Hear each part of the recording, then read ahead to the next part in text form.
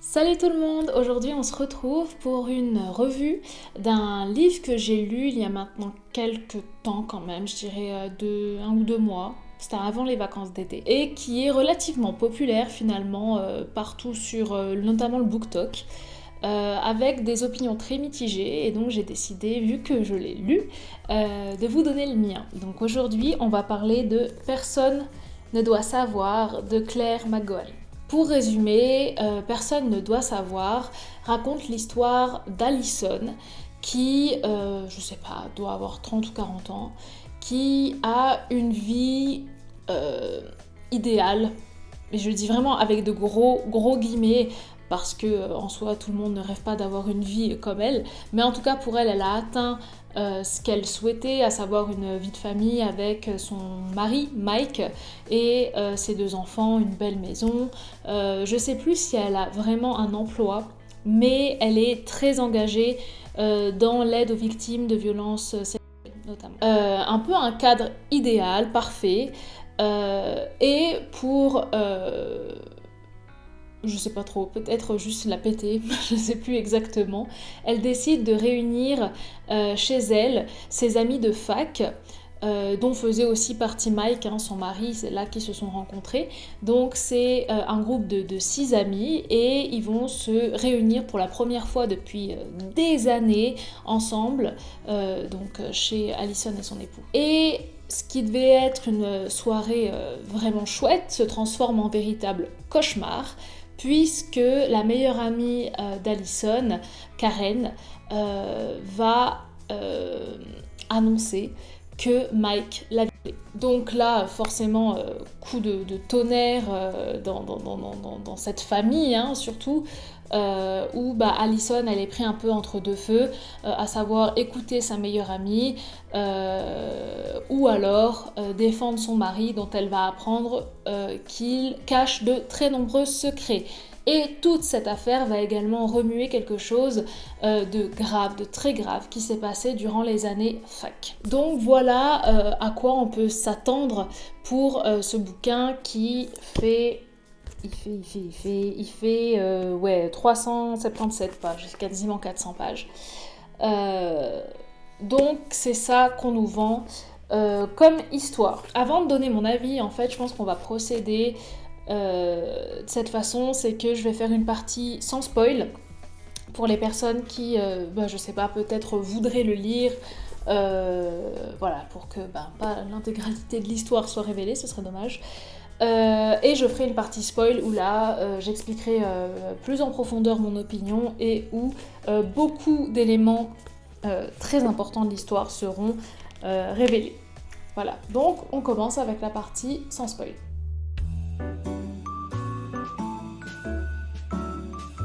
Honnêtement, en lisant le pitch, j'ai vraiment... Alors moi, je ne connaissais, pour le contexte, moi je connaissais pas du tout l'auteur ni l'histoire. Alors en soi, je sais que c'est populaire, comme je l'ai dit au début, sur les réseaux sociaux, mais à titre personnel, j'en avais jamais entendu parler. Je l'ai vu à la Fnac, j'ai lu le pitch, je me suis dit pourquoi pas.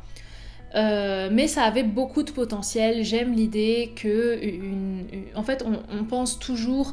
on imagine toujours qu'un c'est un homme dans une ruelle sombre, et on n'imagine pas tout ce qu'il y a autour, tout ce qui gravite autour de cet homme bizarre dont on ne connaît pas le nom et dont on ne connaît pas le visage non plus.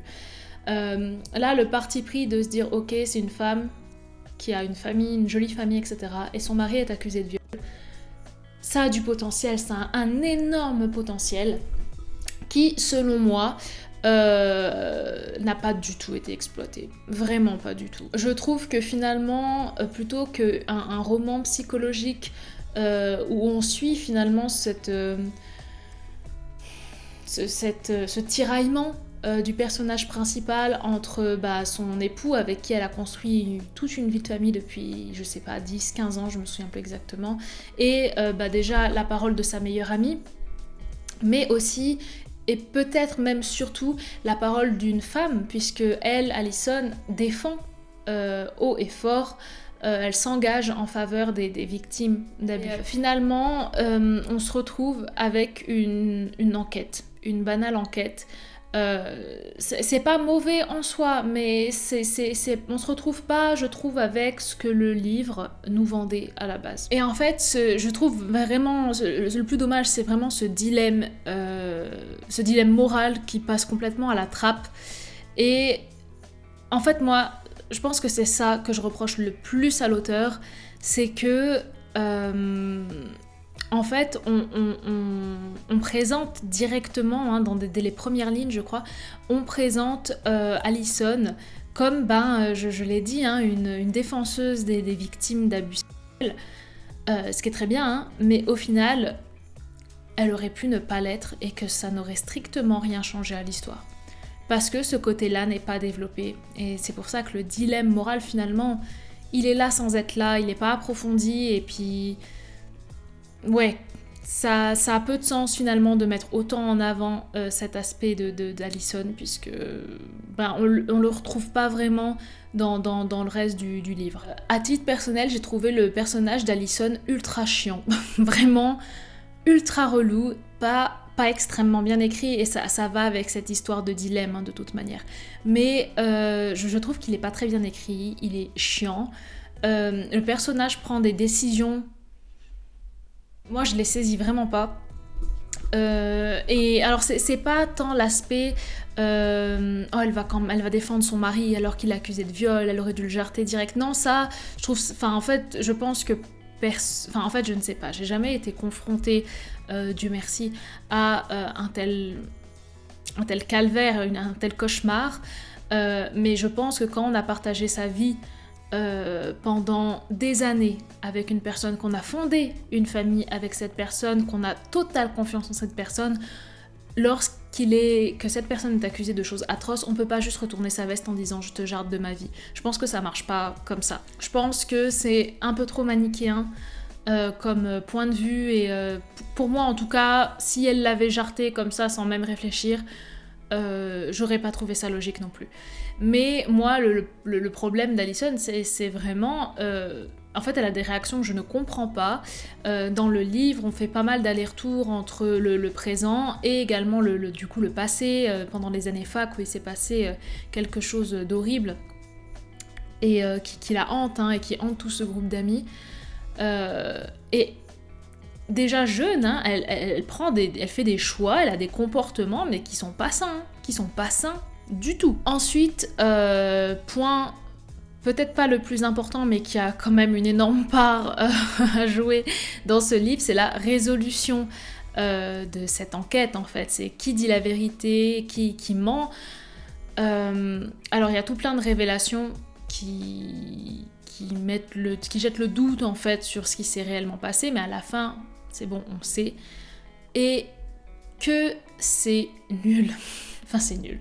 Je suis peut-être méchante, mais c'est juste, je trouve que c'est une fin tellement facile. C'est une fin, ouais, c'est tellement... En fait, c'est presque bâclé. Je trouve que c'est une fin un peu bâclée. Je peux pas en dire plus dans la partie sans spoil, parce que sinon, ça, voilà, les gens qui veulent le lire seraient complètement... n'auraient plus vraiment d'intérêt à lire ce livre. Pour ma part, j'ai été très déçue de la résolution. J'ai trouvé que c'était une porte de sortie très simple. Et je trouve ça un petit peu dommage. Et puis même à la fin, il y a la réaction d'un personnage, autre qu'Alison, que je pige pas. Malgré toutes les critiques que j'ai pu faire, j'ai pas détesté ce livre. Je l'ai lu très rapidement, je l'ai lu en une matinée. Je l'ai dit, il faisait à peine 400 pages. Je l'ai lu en une matinée. Il est prenant en soi, il est bien écrit, pas dans le sens où c'est de la grande littérature, mais dans le sens où on s'enfile les pages les unes après les autres sans les voir passer. Ça reste du divertissement en soi, mais la manière dont il est vendu, ça me fait personnellement davantage penser à une lecture lourde. Ça n'est pas le cas, et je trouve qu'en fait c'est un livre facile, et le thème ne l'est pas. Et bon... En soi, on passe Voilà, en fait, c'est pas une lecture qui restera dans les annales pour les bonnes raisons. Il est pas catastrophique non plus, il est pas catastrophique, mais c'est pas un chef-d'œuvre. Et maintenant, on va partir sur la partie avec spoil.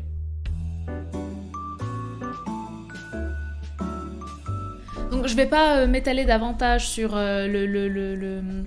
le cruel manque en fait de profondeur de ce dilemme moral auquel Allison est confrontée, parce qu'en soi il n'y a pas plus à dire, hein, juste il n'y a pas ce dilemme, c'est juste est-ce qu'elle croit son mari alors que il l'a trompée pendant des années avec sa meilleure amie, ou est-ce qu'elle croit sa meilleure amie qui a couché avec son mec depuis tant d'années.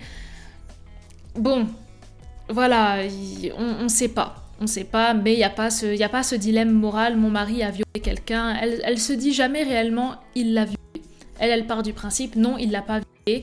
Il faut que je trouve une explication. En soi, je peux le comprendre et l'accepter s'il n'y avait pas eu une telle emphase sur le fait qu'elle soit une défenseuse des victimes d'abus. Quand j'ai dit que Allison était un personnage très chiant, j'irais même jusqu'à dire que parfois elle est un petit peu pathétique, hein, honnêtement. Dans le groupe d'amis, il y en a un dont j'ai complètement oublié le nom, parce que c'est pas un personnage extrêmement intéressant à mon sens, sur qui elle crush, hein, clairement. Elle est mariée, mais elle crush sur lui depuis toujours. Et alors que son mari, qu'elle défend pourtant, accroupi en prison, elle se jette dans les bras de son ami. Bon, je trouve que c'est pas... Alors oui, ok, il y a le sentiment de trahison parce que Karen couchait avec Mike, etc. Mais je trouve cette réaction un peu bof. Et je sais pas, c'est pas très reluisant pour l'image de la femme. Mais en fait, pas dans le sens où on doit toujours embellir l'image de la femme, embellir toutes ses actions, dire que c'est merveilleux, pas dans ce sens-là, mais juste c'est cliché. Mais il me semble que durant ces années fac, elle supplie presque Mike de coucher avec elle. Alors qu'en plus elle est plus ou moins déjà en crush sur le même ami avec qui elle couche plus tard, je veux dire non, tu supplies pas quelqu'un, enfin c'est du forcing, ça marche pas, faut pas faire ça, c'est pas bien. C'est pas bien, il fallait pas le faire. Et puis surtout, respecte-toi un peu. Et puis non, et en fait je la trouve stupide, je la trouve vraiment, à ce moment-là, vraiment pathétique. Et puis quand elle accepte de garder le secret du fait que elle pense Mike a violé cette pauvre nénette à la dernière soirée de fac, donc ils sont tous à Oxford, si je dis Cambridge ou Oxford, je crois que c'est Oxford. Ils sont tous à Oxford et puis il y a une nana qui est retrouvée morte et violée. Et puis en fait Mike fait croire plus ou moins que c'est lui et elle le protège, et en fait il y a presque... Enfin, en fait, c'est du chantage, c'est tout bonnement du chantage. C'est ok, j'accepte de te couvrir et je dirai que t'es avec moi, mais en échange, tu me quittes pas. Oh, c'est d'une tristesse. Du coup, c'est pour ça que moi, Allison, j'aime pas du tout son personnage. En soi, on pourrait avoir de l'empathie pour Allison, parce que c'est dur ce qu'elle vit, hein, bien sûr. Mais en fait, non, on s'en fout. Alors, je vais juste revenir par contre un petit peu plus sur la résolution. Lorsqu'on apprend que... j'ai oublié, mais que c'est le dernier pote de la bande qui en fait est violé Karen et la nana à la fac. C'est juste nul, parce que oui, on l'avait pas vu venir, c'est vrai, ça surprend, mais ça apporte quoi en fait à l'histoire? C'est dommage, moi j'aurais vraiment beaucoup plus apprécié qu'en réalité ce soit effectivement Mike qui est violé Karen. Parce que je pense que par contre j'aurais pas du tout apprécié, ça aurait été extrêmement contre-productif qu'on dise « Ah non, Karen elle a menti, elle a jamais été violée ». Par contre, le fait de dire « Non, c'est pas le mari, c'est quelqu'un d'autre », c'est un peu facile. C'est un peu facile et c'est là où je dis que le dilemme moral d'Allison, on s'en tape un peu, quoi, parce que finalement, même dans la résolution de l'intrigue, son dilemme, il n'y avait pas besoin, quoi. Elle savait qu'il était innocent, elle savait juste pas comment le prouver, et puis à la fin, paf, elle avait raison. Par contre, quelque chose qui est vraiment surprenant, c'est le fait que la femme du violeur, donc qui s'appelle Judy, si je dis pas de bêtises, Judy, je sais plus, c'est quelque chose comme ça, savait pertinemment que c'était son mec qui a violé Karen, mais elle n'a rien dit parce que elle est tombée enceinte et qu'elle voulait garder son enfant. Et quand son mec est finalement arrêté, puisque ça finit par se découvrir, elle s'en fout, elle a accouché, elle est contente. Elle a eu ce qu'elle voulait son enfant, que son mec croupisse en prison, que sa meilleure amie était violée. Peu importe, ça n'a vraiment aucune espèce d'importance pour elle. En fait, je trouve que le fait qu'elle réagisse comme ça, bah en fait ça a aucun sens parce qu'à aucun moment elle est montrée comme étant la psychopathe qu'elle est. Donc je trouve que ça a finalement peu de sens de mettre ça en avant. Et puis surtout, mais en fait, faites un livre sur elle, c'est elle qui est intéressante. C'est clairement elle qui a du giga potentiel pour faire une histoire énorme avec une folle. Mais bon, bah c'est pas le cas, on doit se contenter d'Allison. Alors bon, il y a tout plein de défauts, hein, ça c'est clair. Les points positifs, j'en ai un petit peu parlé, notamment le fait que ce soit facile à lire, tout ça. Il y a un autre point positif que moi j'ai trouvé, enfin vraiment j'ai apprécié, c'est la place qui était réservée finalement aux enfants. Parce que Allison a 2 enfants, dont une adolescente, et Karen, elle a un fils. Et en fait, on vit surtout... Enfin, on s'intéresse pas... Enfin, de mémoire, on s'intéresse pas tant au point de vue du petit garçon d'Allison. Par contre, on s'intéresse pas mal au point de vue des 2 adolescents. Et c'est super intéressant parce que c'est là qu'on voit à quel point ces histoires qui normalement devraient être... Enfin... Non, normalement elles ne devraient pas exister, déjà, ça, premier point, mais qui malheureusement existent, en fait, ont un impact sur la famille. Allison et Mike, c'est pas juste un couple qui s'est brisé, c'est une famille qui a explosé. Et les 2 adolescents qui étaient amis depuis leur naissance, en fait, ne peuvent plus l'être du fait des histoires entre leurs parents. Et on voit leurs réactions, on voit des enfants qui veulent défendre leurs parents coûte que coûte parce qu'ils peuvent pas imaginer qu'ils aient raconté quelque chose de faux, que l'un mente, que l'un ait commis des crimes. Ils peuvent pas imaginer ça. Et j'ai bien aimé ce côté-là, où les enfants avaient quand même une certaine place, et la parole leur était donnée. Et le fait qu'en plus de leurs problèmes déjà quotidiens, ils aient à gérer une affaire d'adulte qui ne devrait pas exister. En définitive, c'est un livre que je vais revendre. Si je dois résumer, c'est ça. C'est que c'est pas un livre assez bien pour rester dans ma bibliothèque. Une lecture, je dirais, sympa, mais vraiment sans plus. Et en fait, surtout, vraiment un grand potentiel totalement gâché. Si je devais donner une note sur 5, je mettrais 2,5. 2,5. C'est pas extraordinaire, c'est pas un AV non plus. C'est bof. Donc je dirais 2,5. Voilà, ma revue est terminée, donc j'espère que ça vous a plu, j'allais dire que je vous ai donné envie de lire le livre, mais probablement pas. Mais j'incite quand même les gens à aller lire, parce que il est important que les gens en fait se fassent leur propre avis. Moi c'est ce que je fais. C'est généralement quand on me parle d'un livre ou d'un film qui est nul, j'ai tendance à vouloir aller le voir, pour voir si effectivement c'est nul. Et parfois, en fait, on découvre que pas du tout. Mais bon, en l'occurrence, j'ai pas aimé. Mais peut-être que vous trouverez chaussures à votre pied avec Claire McGowan. Sur ce, je vous dis à une prochaine fois. Et puis, des bisous. Ciao, ciao.